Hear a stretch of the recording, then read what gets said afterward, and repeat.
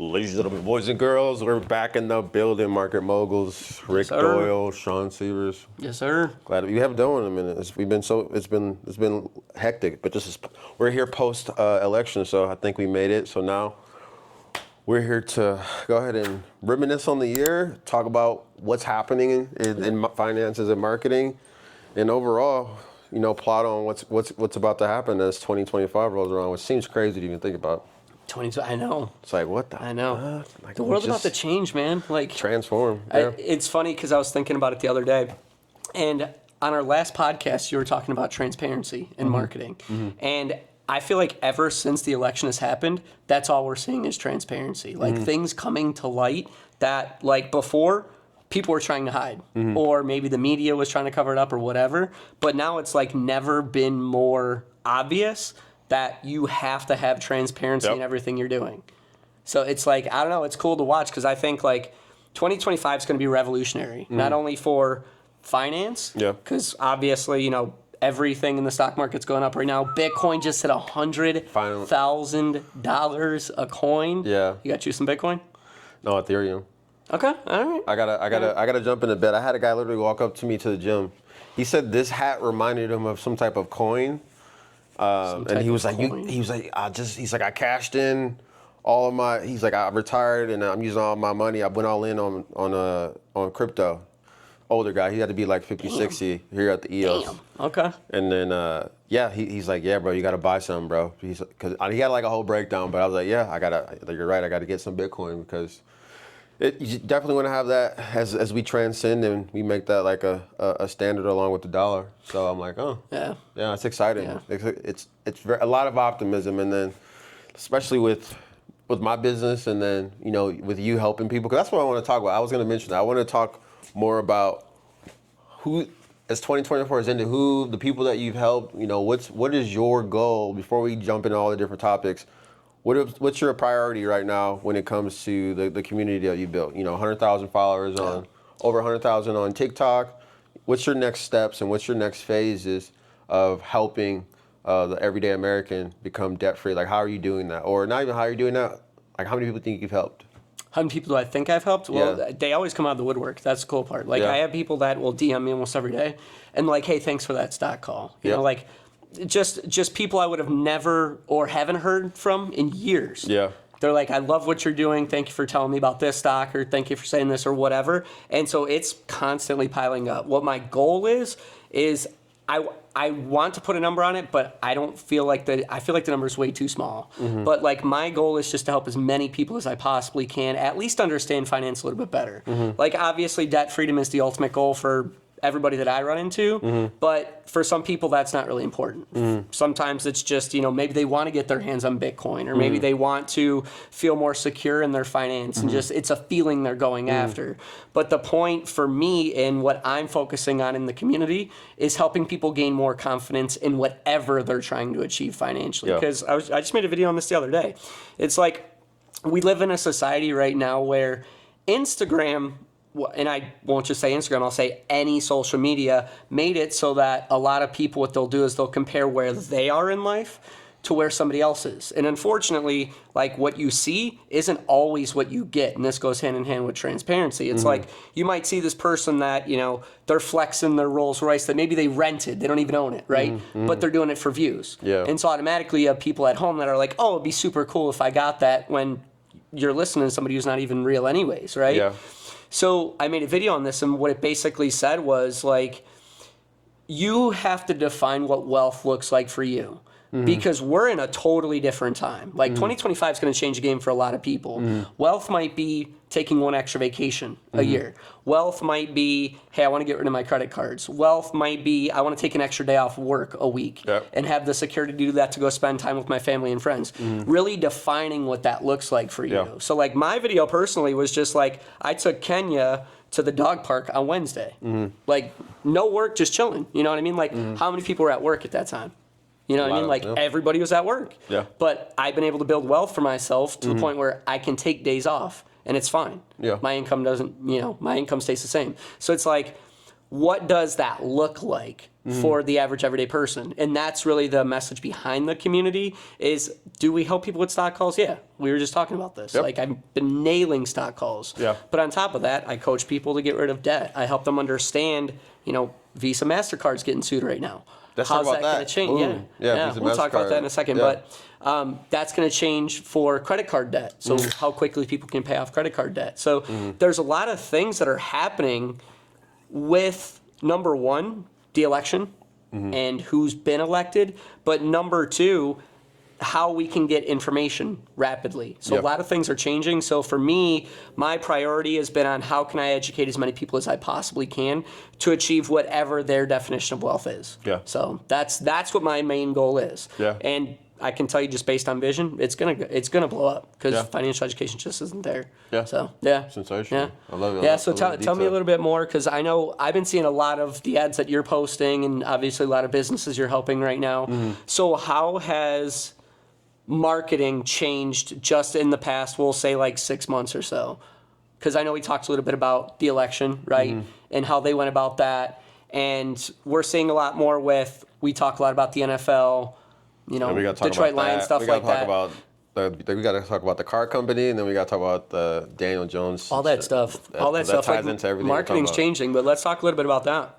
Yeah, it's definitely changed. It's just what's happened. What's changed in the last 6 months of marketing? Like as we know, social media has played a huge part in people's sway. That people want transparency. That's what's so interesting in my head. That it's been in front of everybody's mind is like when Joe Rogan got interviewed Trump. The number one comment on there was like, traditional media is officially dead. 100%. That right there is number one. It's dead in the sense that people aren't looking for fabricated lies, and they want that transparency so they can really trust people. And so that's what I've been doing with my advertisements, helping the small businesses in America, like the automotive shop, because everybody, as we know, no one trusts a mechanic, so to speak, or a mechanic shop, because they have a negative connotation. So I've been helping those businesses gain more transparency, and as a byproduct of sharing more transparent content of how their shop operates, who they are, that they're mentioning that they're veteran-owned, they're local, it's been helping businesses gain more revenue to their doors from social media than they've ever done before, where they're running paid ads and people are commenting, they're the buzz of the town, and it's changing the trajectory of people's lives that we have as clients. And so going back to the point, transparency is winning, and that's what people are wanting. Because AI, that's the thing with AI. More AI comes out, the more transparency people are going to be looking for, unless AI is fooling it like they do in the movies where you can't necessarily tell the difference. But people want that transparency. And so people right now, it's an opportunity for businesses that do good work to therefore share and show every little detail. And the thing is, you don't have to be perfect. Like I made an ad, literally, I have an ad running and it's me talking about you don't have to be perfect on camera. And then it cuts to me like stuttering and all of that stuff. And then it goes into the point of how it can still be profitable for a business. Right. But transparency means you don't have to be flawless. If anything, you being somebody that's showing and sharing your process of being a human, which is going to be messing up, it's going to make you money, and it's overall going to give you trust to people that are going to overall choose you as opposed to your competitors. So instead of saying buy, we're saying why, and then we're showing how you're resolving issue. Like segueing into, you were talking about the Daniel Jones situation, which I didn't know it was like that. It was crazy. That's vital. Crazy. Like, how did that surface? So I think it was Adam Schlechter that said it. No, it was Ian Rappaport. Oh, Ian Rappaport. Shit. Yeah. So it came out. This was probably like the day before he got released. Mm-hmm. And I mean, you can go on, there's clips online of it too. Schlereth went after him. Ian Rappaport went after him. And I mean, it's just been, Stephen A. Smith went after him. But basically, like, what happened is number one, we know that the Giants made a mistake in signing Daniel Jones to a long-term contract. Yeah. We get that. It was premature for sure. You gave him time to develop, Obviously, it didn't pan out. No big deal. Like, it is what it is. You know what I mean? You took a chance on a guy. It just didn't work out. But once they benched him, a couple different things. The first thing that happened was he got demoted not only from the first string, he got demoted all the way down to the fourth string. So they even brought a guy from the practice squad up to the third string and dropped him down the fourth string. This is horrible. Not only did they do that, but during the practice that they demoted him, they had him playing safety rather than quarterback. A safety. They're trying to demoralize him. Yeah, like exactly, exactly. Work. So after the, I don't know if it was during the practice or after the practice or whatever, but Brian Dable ripped off the C from his jersey, the captain C, and gave it to the practice squad quarterback that they just promoted, and just humiliated him in front of the entire team.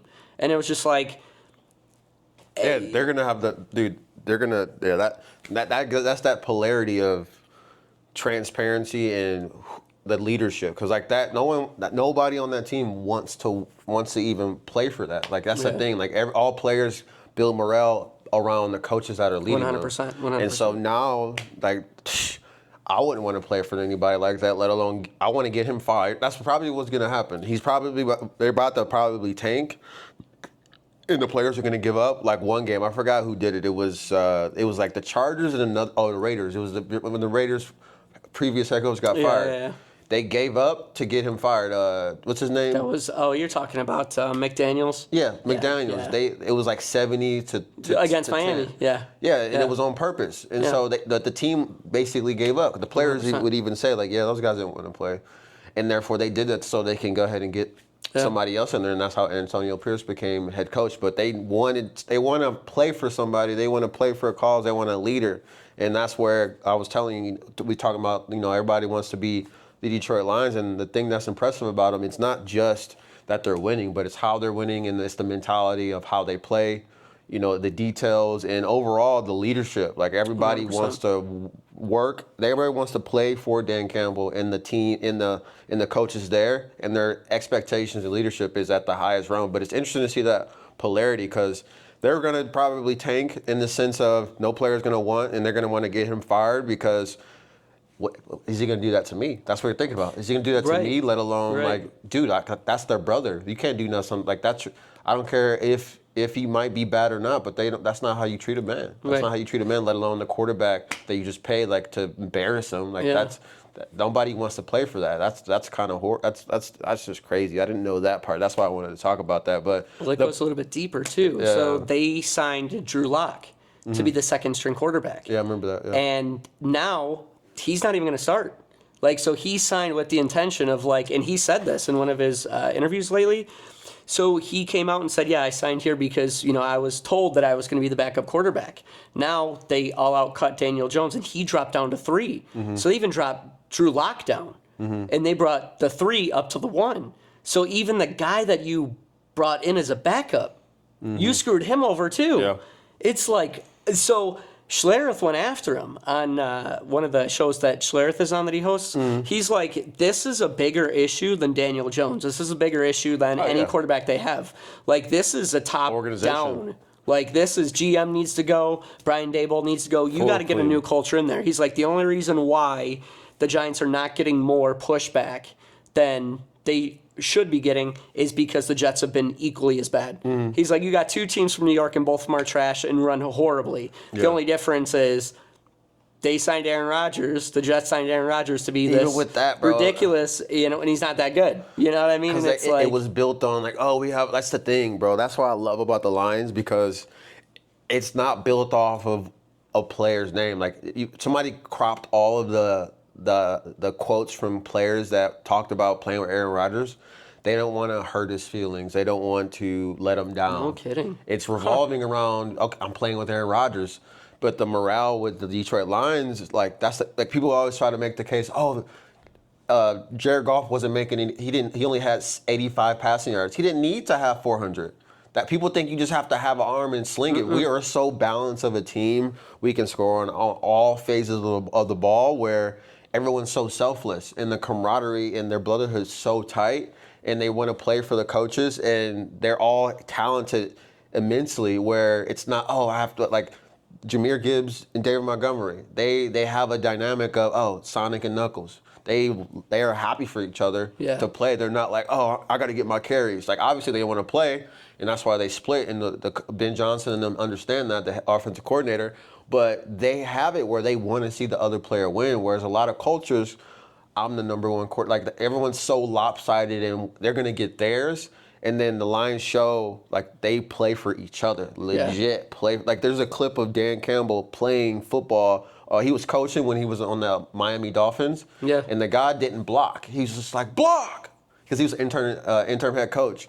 And then he was like, dude, like you gotta try. Like he like stopped because he was like treading along because he wasn't getting the ball and he didn't put any effort in. Right. And then the next play, Dan was like, that's what I want. But that's like the emphasis of Dan wants you to go all out on every play, even though you're not getting the ball. Like you need to play, you need to block because that could decide whether we're gonna win the game. And that's why he says like you can't. Only certain people can play here because if your mentality is I'm gonna be Devontae Adams and I'm gonna go from this team and here and I'm gonna be able to salvage something because I had a relationship previously without any reps leading up into the season because I played with Aaron Rodgers prior to like last season. Like that's not how you build a team. Like, no. That's what are we doing? Well, it's Devontae's stat chasing. I mean, that's just at the end of the day. It's like he goes from this great for the Packers, and then he had his loyalty to Derek Carr, which respect him, right? Good childhood friend or good college buddy and all that stuff, and wanted to come over and change the dynamic of the Raiders. But at the end of the day, once Derek Carr was gone, it was all stat chasing for him. It was never about, you could see him give up on plays. You could see him he just was half-hearted in his efforts. So it was just kind of like, he just didn't care. You know what I mean? And so it's the same thing that we're seeing with Aaron Rodgers right now. It's like Aaron Rodgers, and they're talking about benching Aaron Rodgers. Yeah, I read a report today that they're going to bench, and it's like, that's crazy to think about. You know what I mean? It's like, you have these players that are more interested in the stats than they are the team winning. And they'll sit here, you'll hear Devontae Adams talk about, well, all I care about is winning. No, you don't, bro. No, you don't, bro. You don't. Like, you know what I mean? So it's funny to me to see how the dynamics are changing in sports right now, especially in football. Yeah. Because it's just not the same anymore. It's not like you can't have this one or two, superstars that are, doing everything, and leading you to championships. That's not how it works anymore. Yeah. It's like you got to have a team that's working together. A good example of that is the Bears. I mean, the Bears, they just stacked all of these offensive weapons for Caleb Williams. And DJ Moore. They signed DJ a $100 million deal, Keenan Allen. All this stuff. And now you have, the problem is GM, head coach. It starts, again, what we're talking about with the Giants, top down. It doesn't matter who you have on the team. Like, you got to play like a team, and it starts with the coach putting it together.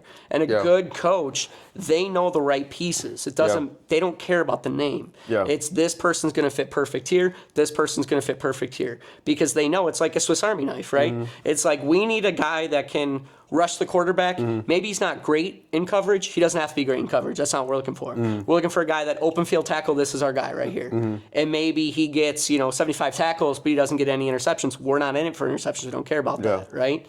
That's the guy we want on our team. And it's because of that, putting those little pieces together, that I think has led to the Detroit Lions' success. It's like, Dan Campbell, number one, knows what he's looking for. Number two, he's a high character guy, which means he knows how to find high character people too. And everybody that he's brought in is high character. And he knows that. Jameer Gibbs is the most humble. Like, that's the thing. Like, certain players, personality-wise, David Montgomery's very humble guy. He's very he's humble in the sense he's very monotone. Jameer Gibbs is after he scores, he's very to himself in his shell. He just wants to perform good. Amon-Ra St. Brown, legit, the clip of him in receiver, it's the best where. And on receiver on Netflix, and Dan's like, look at this fucker. Because he's blocking his ass off, but he's down 28-0 when we got blown out by the Ravens last year. But he's giving it everything because he was just pissed off, and he was blocking into people where he was fighting. And then Dan's like, this is, because that's the fucking base thing about it, because the people that they're signing are pieces that they want to build upon. 100%, So people follow that standard. Like I was talking about, Amon-Ra doing 202 catches before and after practice. You better believe Sam Laporta, Raymond, all those guys are actually doing following behind. All right, I got to get my 202 catches in, because that's what Amon-Ra did with his dad when they were training to get in the NFL. But now he's bringing that high character and overall discipline to be like, I got to get my 202 catches in. So as a receiver, those are the people that they're rewarding, because some coaches, and going back into the split of just transparency and even leadership, there's people that favor the top sales guy, or they favor the Aaron Rodgers. They favor, and therefore people see that, and then that's how the shift of the team goes, as opposed to the coaches treating everybody like an equal and therefore demanding a higher standard. Like, oh, he missed a catch or he missed a throw, but treating the third stringer differently than you treat a first stringer. Right. That's the Dan Campbell way. Brad Holmes, Chris Spielman used to play on the like 80s Lions. They're like those are the people behind the scenes that, like, for me, people are like, who's your favorite player on the Lions? Like, before it was okay, Calvin Johnson, there's one-offs, but it's the coaching staff. The coaching staff through and through with this new leadership. Finally, after 50 years of a curse, we finally have a solid foundation of Brad Holmes knows how to scout talent. Yep. He's the best at scouting talent. He scouted Jared Goff when he was at the Rams, and now Dan Campbell, he's going to get the best out of his guys. But it's beautiful to see, and it's interesting to see that, because I'm always talking with the automotive shops that they need to be able to, they got to rise to the occasion of their leadership. Because if we do get more business, you want to continue to fulfill better service, you've got to accelerate your leadership skills. This is why I'm working with Anthony to become a mentor to help these other shop owners, because it's not just, I need more marketing. The leadership needs to be built, in this case, like the Dan Campbell way. Like, that's where the big piece that can be taken away. And all that we're talking about, because leadership-wise, the world's lacking of it, but we need more Dan Campbells, we need more Brad Holmes, like people in our organization, at corporate companies, inside your automotive shop. Absolutely. If you want to be able to ride the wave of success and keep talent, and actually have it show for itself, like with the Lions. So, but it's so interesting to see, but it's so exciting because it makes me want to be better in general. Like, okay, that's why I mention it now. When I talk with these clients, I'm like, all right, well, how's your leadership? Who gets paid?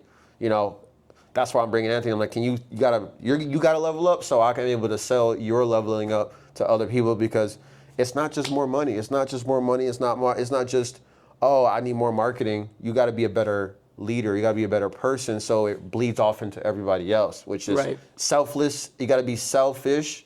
You got to be selfless to get people to be selfish for everyone around them. Yeah. That's where people are missing. In this case, this is what the Bears or the Jets, where you can see night and day. You're like, damn.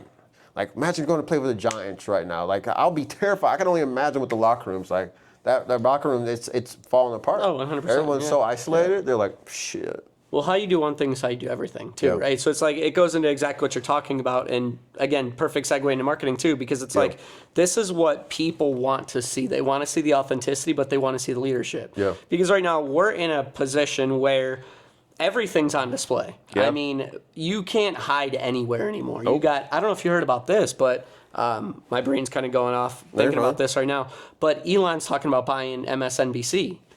So not only did he buy, X because of total transparency and free speech and all that, and being able to say whatever you want. Yeah. But now he wants to buy MSNBC. But this is where things are starting to go. And I'm not just singling out Elon, but there's clearly a need for it, because at the same time, X is also one of the main news sources all across the world right now. I saw that video you posted. So it's like, it goes to show you how much people want to see the authenticity. Mm-hmm. But with authenticity comes more responsibility, which means you got to be a leader, because how you do one thing is how you do everything. Yep. You know what I mean? And it's like, it's so funny that that's what we're talking about now, because it ties directly into business. It ties directly into marketing. It ties directly into football. It ties directly into being a good father, a good friend, a good business person, great with your finance, all this stuff. But that's what people need to see, because unfortunately, I think over the past 4 years, people have really seen how much bullshit is being thrown out there. I mean, single-handedly. I mean, I was talking about this on TikTok Live, and it's like, keep talking.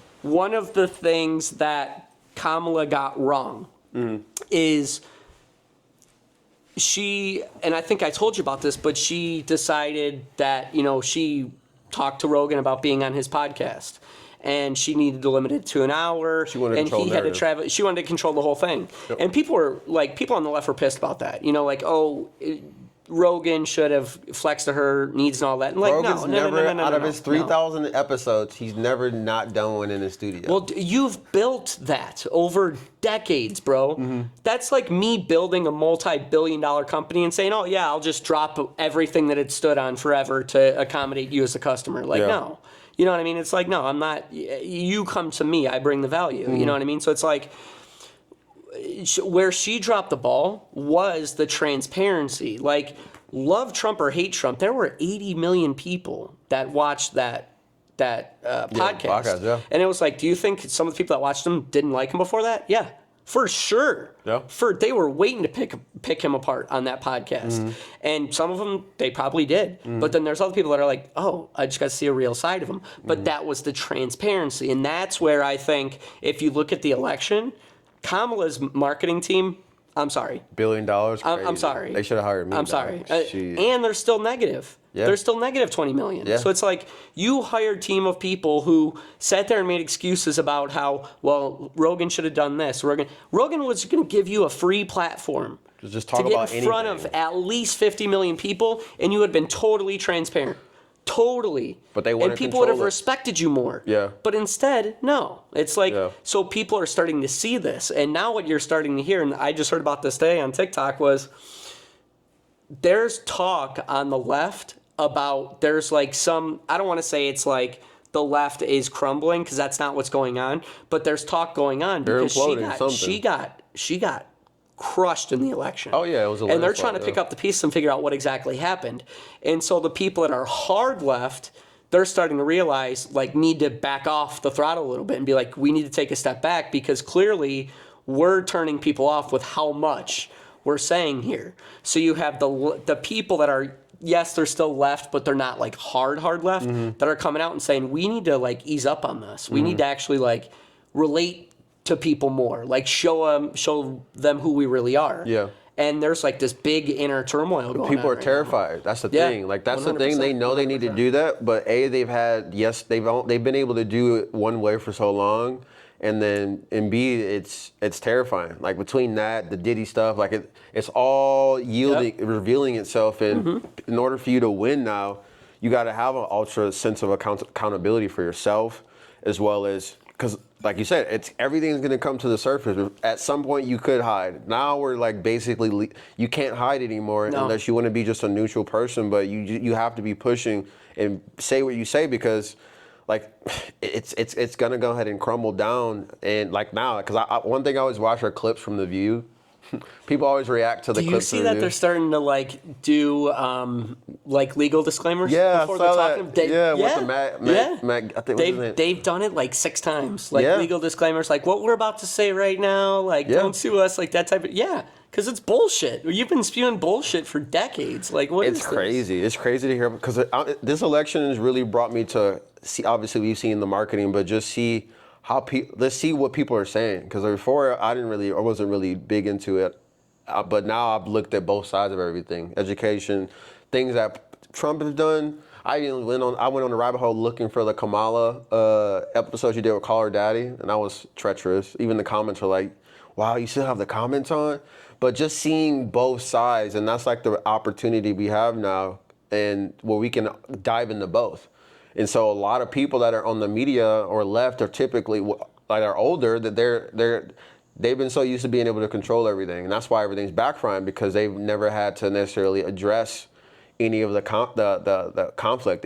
Before you would react on TV and see something, but now the internet is allowing people to have a voice, and there's some people that have voices that have more followers. They have million more people watching. Like, they're cutting down staff. CNN, they're cutting down staff now because it's like directly correlated of, like everybody was saying that Kamala was going to win, and then in terms of people that favored her, and ever since then it's like it was a lie. It was like obviously you wanted her. I get it. You wanted her to win, so you're going to be like she's win. She's got this like it's a football game. But the competition and the strategies clearly night and day. Like, why would you not go on Rogan's podcast? Because honestly, I want to hear what you had. I want to hear you talk with Rogan. It doesn't make sense to not go on. Like what the? Like number one, he's not biased. I don't care what anybody says. The guy's been a Democrat his whole life. Yeah, did he endorse Trump this time? Yeah, of course he did. But that's a good thing. If you've been Democrat your entire life, and now you're like, oh, I'm going to vote for this guy because I think he's better for the country. That's a good thing. Like, that means that's somebody who's willing to flex based on what's best for him, his family, and the country, right? But it's so funny because people that I talk to were like, no, like, she shouldn't go on there. Like, there's no negative to her going on there. You can't give me a single negative. Because it's like, he's unbiased, And regardless, you're getting 50 million people. And I'm sorry, like what you've said to me, you personally, about you're either a consumer or a producer has stuck out to me big time. Yeah. Like you got to put yourself, if you're the producer, you got to put yourself in front of as many people as possible and say whatever's on your mind, because there's going to be people that don't like it. That's an example of just bad leadership. Because, like, well, how much she spent $1 billion. I don't know how much Trump did. It was like 300 His was million. like 350 million or something like 350 million with his campaign versus $1 billion. Yeah. Like that just shows you had a bad sector of leadership to put you in the best position to win. Like well, if you you weren't got a listening to people either. Yeah, you weren't. That's the whole premise. You weren't listening. People, yeah, because the thing, you go in the comments, people from all across the world was like, "I'm watching this." Like it wasn't just America. It were people literally from all across 200 plus countries in the world that were basically like, "I'm for Trump. I'm watching this from Brazil." It's just craziness, but. Anybody with a brain, you watch that. That's just like. Well, for 4 years, you sat there and trotted out the fact that the economy was good. And you based the economy. I'm going to get finance on you for a second. Yes. There's a difference between the stock market and the economy. And what they did over 4 years is they're like, look at the stock market. The stock market's doing great, which means the economy's doing good. That's two different fucking numbers. No. Because do you know who invests in the stock market? The people that have a lot of money. So what you basically just said is, hey, the people that have a lot of money are winning right now. But everybody that doesn't have money, the economy is going to shit. And they never paid attention to that. So it's like the entire time when the election cycle was coming around, they're talking about issues that nobody gave a shit about. At the end of the day, people couldn't afford things. Groceries were at least 2 or 3 times what they were used to paying 4 years ago. Gas prices out of control, inflation out of control, but never once did you ever say that, because for 4 years you tried to paint this image of how great the economy was by comparing it side by side with the stock market. Yeah. I'm here to tell you, audience, that's two different numbers, but the news media wouldn't say that to people. That's a clip. But people felt it. Yeah. People felt that. They felt like, okay, this is what you're saying right now, but how come what I'm feeling is different? Yeah. And I think that's what people started to realize. And even now this year, bro, with social media, people were doing, you know how many street interviews people were doing about like who you're voting for? I'm like, bro, there's no way in hell. Like just off of what you hear, you could watch 50 interviews of people, like legit, look it up online right now on YouTube, and majority of people were saying Trump, and they were telling you what they were saying was priority. Like it's the easiest layup if you had to understand what you had to basically prepare a speech on, whether you could do it or not. The internet was telling us. The same thing with the hurricane that went through to North Carolina. There's people that were doing vlogs. I got more news coverage of people doing vlogs inside of the city helping than I did actually from the news. Oh, yeah? And it's like, bro, that's the thing. It's the people now. Before it was the billboard, it was the MTVs, it was the TV. But now, if people want transparent journalism, and therefore, how can you get that? It's people that really don't necessarily have a tone of wanting something. They just want to share the premise of what's happened, and that is what the media, in this case, I don't know. I'm not comprehending fully. Left, right, the media on the lefts, in terms of like liberal media or whatever the case may be, don't really comprehend. Like Whoopi Goldberg, I saw a clip of her talking about she didn't get donuts or something. And she tried to say that they didn't want to serve her donuts because they didn't like her political views. And it wasn't that the machine was broken, but it was a narrative that was made up, and then it was an uproar, and then like thousands of people went to go support that business because it was essentially a blackball. Because there were people giving her threats. The business, like, hey, why are you giving her service? Because she's maybe a woman, she's black, et cetera, et cetera. But that narrative that she put out that had no validity to it, people were making threats, calling the bakery when it was just a malfunction, but it was just one incorrect assumption that could have shut that business down, small business down in New York. But not to, I forgot, I lost track, but. Yeah, no, I mean, it's just, but people like that, it's like they're so out of touch with reality. You know what I mean? And it's like, that's, people, again, they felt everything that was going on. It was like what we're being told and what we're being shown are two different things. And it's funny because if you look at the money that Kamala spent, because she raised $1 billion, right? It went to Eminem. It went to Beyonce. Taylor Swift. It went to Beyonce. It went to all these people. Okay, here's the problem, though. Megan Thee Stallion, Cardi B, all of them got paid. You had influencers on TikTok getting paid, making all this money. Yeah, here's the problem. Yeah. They're out of touch. You can't trot Beyonce out there, a multi-billionaire married to Jay-Z, right? To say, you need to vote for Kamala because she's the way out of what's going on right now. What do you mean she's the way out of it? She's been a part of it for 4 years. She's in it right now. People are seeing right through it. It's like, no. It's like, you can't relate to what's going on right now. You have no idea. You're losing touch. What's Mark Cuban's spiel? What's your perspective on him? If you want my honest opinion, no. So if you want my honest opinion, Mark Cuban, I think, was upset with Trump. Mm-hmm. There's a story, and I'll have to look up the story and I'll share it with you. But basically, the story is when Trump won presidency last time, Mark Cuban doubted him the entire time. Like, you're not going to win it. Because when you're at that level of business like they are, it's all competition. Like, those guys at the highest levels, they all compete against each other. Yeah. Like, that's what it is, right? So it's like when Trump was running for president back in, what was it? It was 16 to 20 that he was president. Mark Cuban went against him. Was like, because obviously it was one of his competitors, Yeah. So he won. And Trump, being the egotistical guy he is, sent a personalized letter that he signed and sent to Mark Cuban saying, I appreciate you doubting me, and like rubbing it in his face that he won. And basically just was like shoving it in his, like, salty. Yeah, exactly. Yeah. Like, so now you're salty like that. So ever since he got that letter, Mark Cuban's been like against Donald Trump. So it's one of those things that I know I talked to you about this when the war was going on, war being the war between the billionaires with the ones that were siding with Trump and the ones that were siding with Kamala. He being Mark Cuban chose Kamala's side. Yep. The tariffs don't make sense and she'll be able to fix the economy and all this.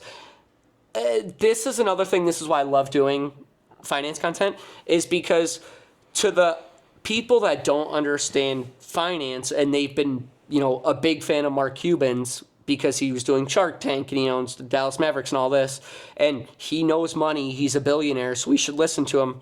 No, you shouldn't. Because he's going out and he's allowing his emotions to get in front of the facts. Yeah. So even he went out and was like, if she gets elected, this is going to work and this is going to work and she's not going to tax and all this other stuff.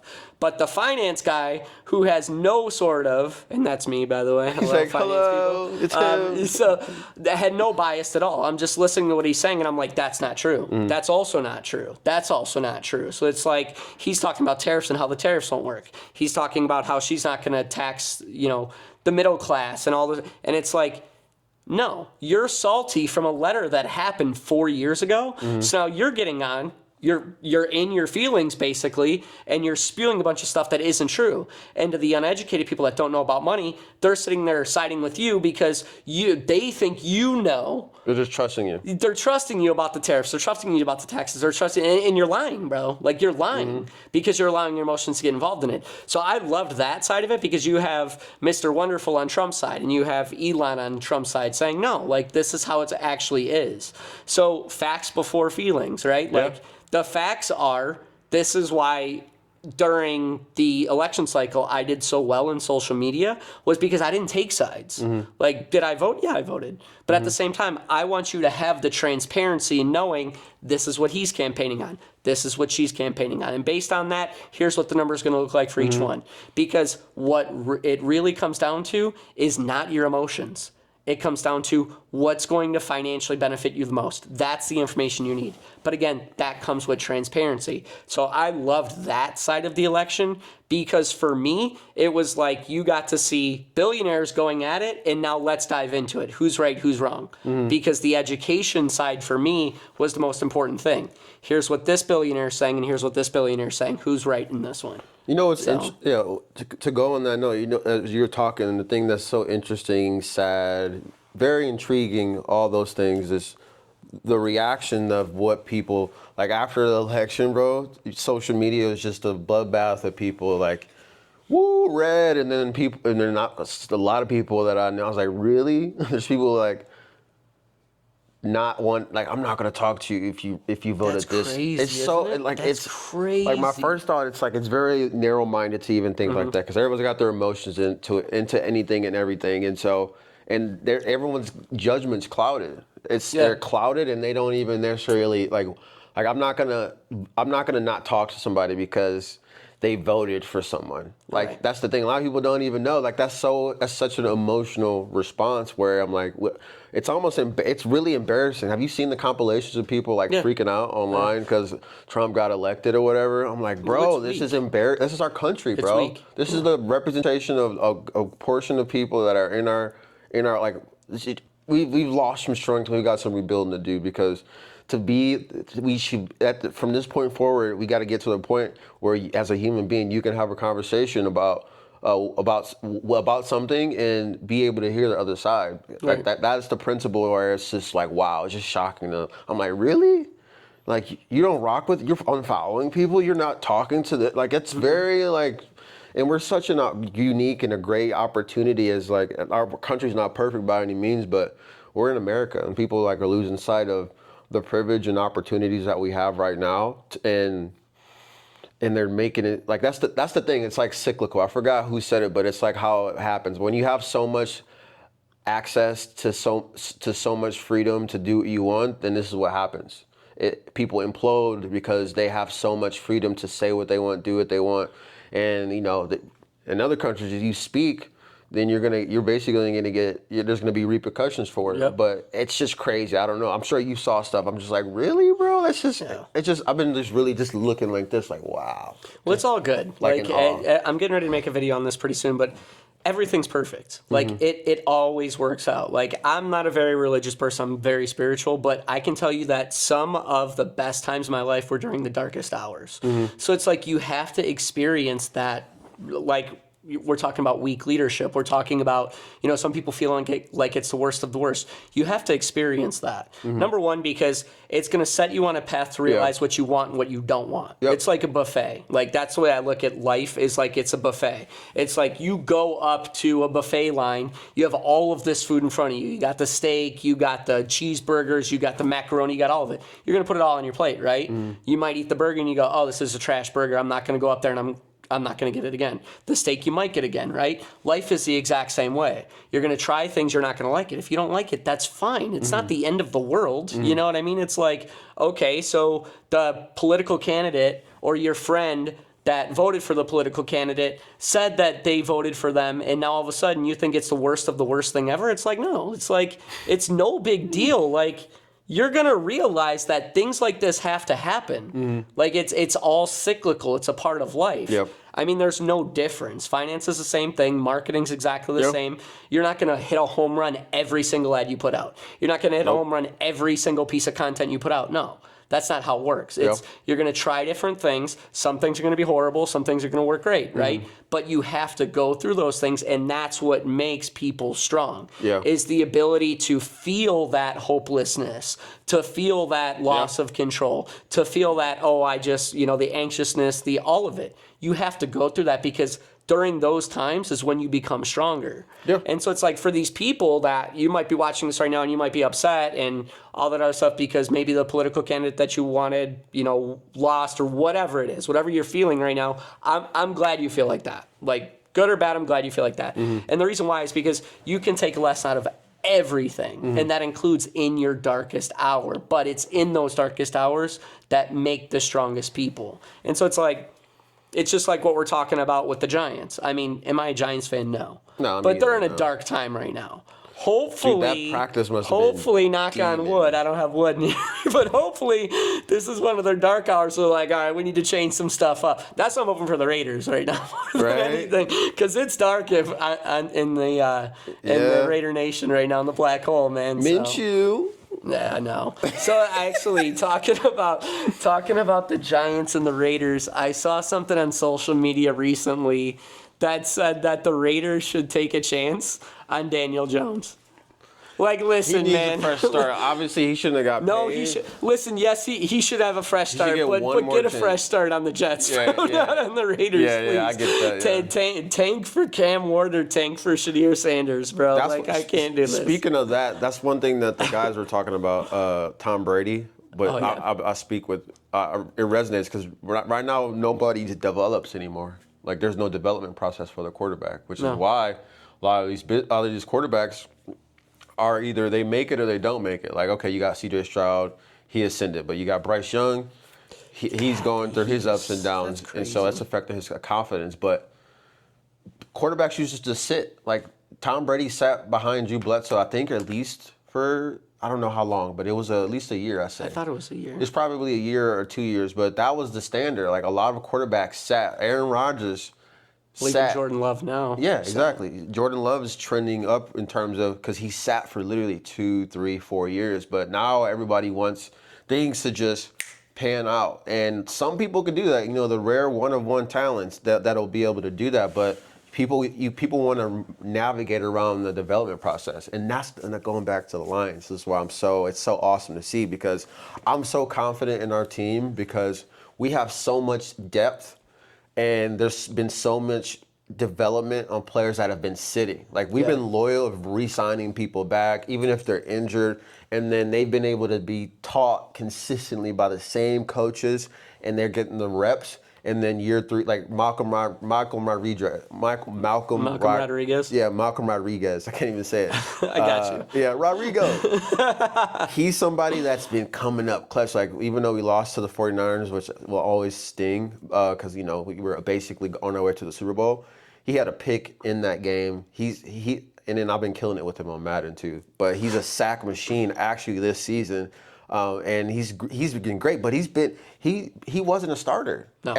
All of our linebackers coach says everyone has the capability to be a starter, but the way our morale is set up is like you guys got to be ready because like there's certain packages or certain rotations. I need to lean on Malcolm because he's fast. He's a semi-fast guy, and so that's why they put him on the edge because he can get sacks. Yeah. Since we lost Aiden, even though we've been going like crazy since we lost Aiden, but we've been able to generate pressure, but. We've got so much depth at every position where my confidence through the roof, where it's like we have people that have been sitting and been developing because our draft class, we still have players from our 2021 draft class. That's everybody got signed. Aleem McNeil, Penei Sewell, St. Brown. Oh, yeah. All of these guys came from the 2021, 2022 draft class, and now they're gotten signed because they've been developing. But going back to the point, the development of leadership is what is a lack in the Giants organization, let alone the NFL, and that's why it's either hit or miss. And now Daniel Jones' confidence is shot. Like he might not get it. I don't know if he'll ever recover from it. I heard his to do that press conference. It's crazy. He was fucking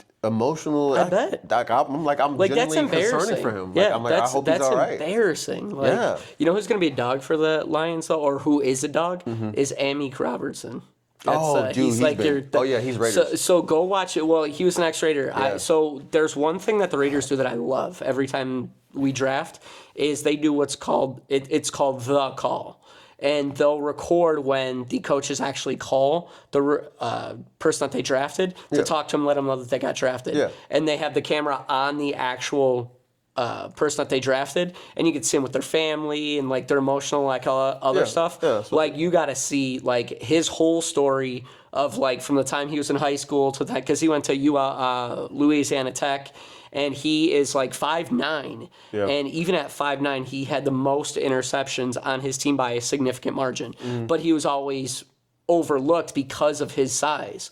And so when the Raiders drafted him in the 5th round, he was like all emotional because he didn't think he was going to get drafted, and that like he played real hard for us, real hard. That was one of my favorite draft picks we ever did. Yeah. And I don't blame him for going to the Lions at all. Like, bro, go to a team where you're going to get wins. You have that awesome culture, but like that's a dude that I love that you guys got because he's a dog, bro. Yeah. He is a dog. If there's anybody that like I was like, bro, go get it. He's already had a few punch outs, and then he's been like the last few games. He's a ball hawk, bro. That's what I'm saying. Everybody, He's I a love ball hawk corners. Go watch some of his highlights, bro. Yeah. There was a play like 2 years ago where there was a jump ball that was thrown, and he jumped like probably 2 seconds before the ball even got there, and he hung in the air. Like was literally in the air for 2 seconds and just one-handed snagged it.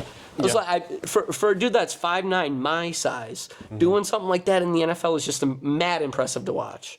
So, yeah, no, go watch some of his highlights, dude. It's like, it's incredible. But those are the guys coming full circle that you want on your team. It's not these big name dudes. It's not these dudes that it's like, it's not your Jalen Ramseys. It's not your Tre'Davious Whites. It's not, your L'Jarius Sneeds. It's none of those guys.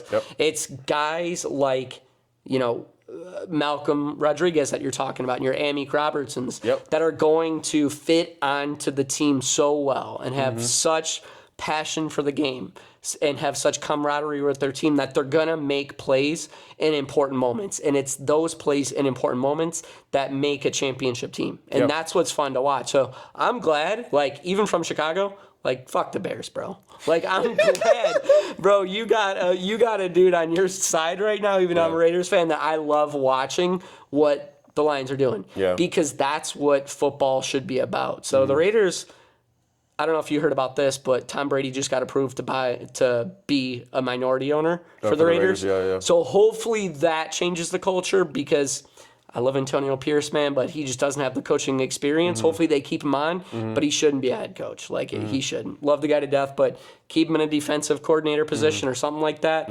But at least we got Tom Brady now, so I'm hoping that he changes something around, bro. So we'll see. No, it's interesting to see how all this stuff builds. And that's one thing I do watch. Like, you're talking about long-form content.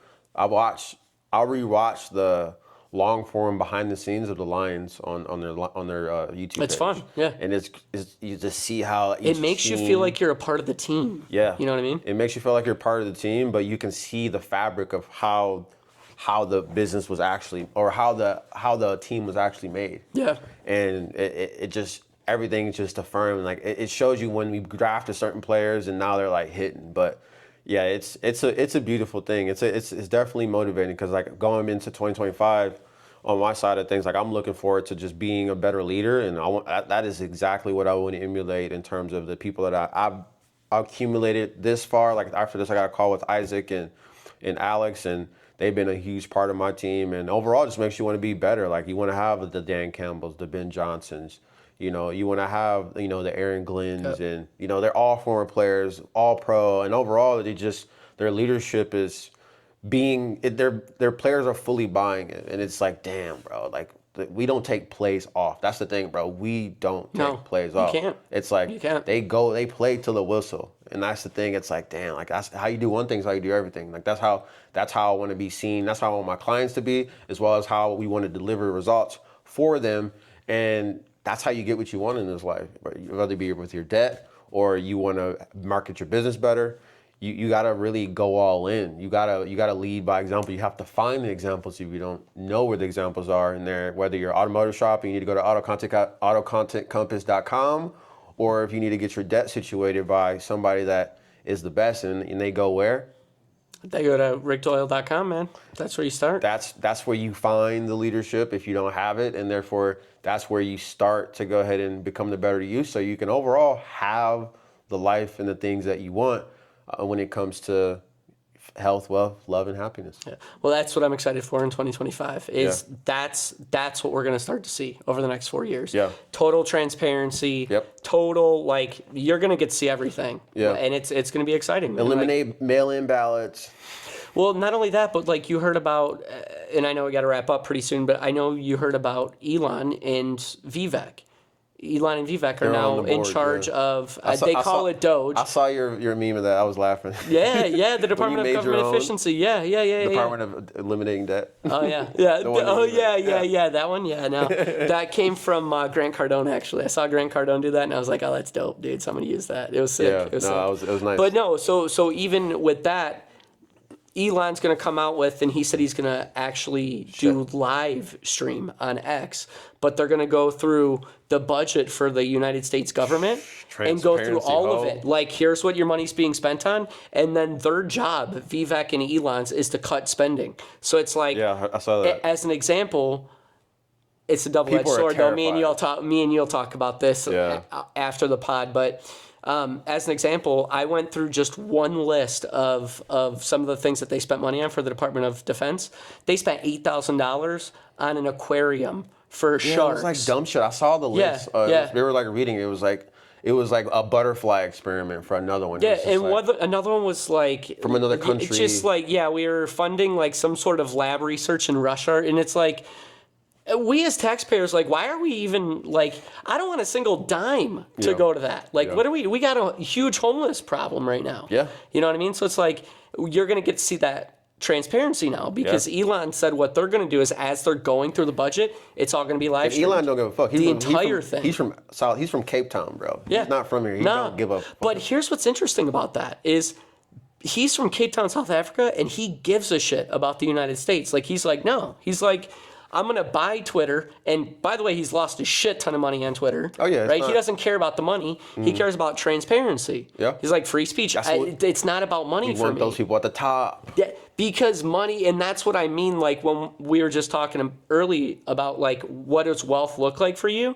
Because we've been sold this false bill of goods that money buys you everything. Money doesn't buy you a damn thing because at the end of the day, it's like, is it nice to have money? Yeah. Like I can come and go as I please. That's dope. But at the same time, you know what's better? Is being the person I was destined to become, being totally honest and transparent about who I am, and having a moral compass.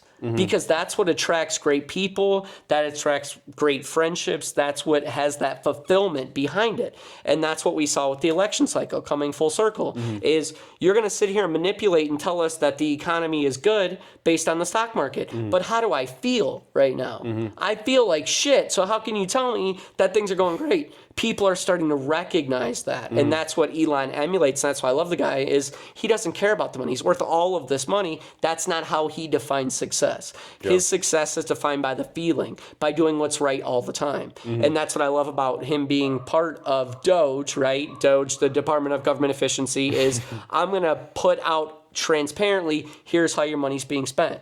I'm going to buy Twitter. I'm going to buy MSNBC because it's about transparency. I don't care if I lose. It feels like a movie, bro. Like we're living it's it so right dope, now. isn't it? Yeah, it's a great It's thing. so dope. So the next 4 years are going to be dope, man. I'm excited, bro. This is a fire yes, episode, bro. Yes, sir. Let's go.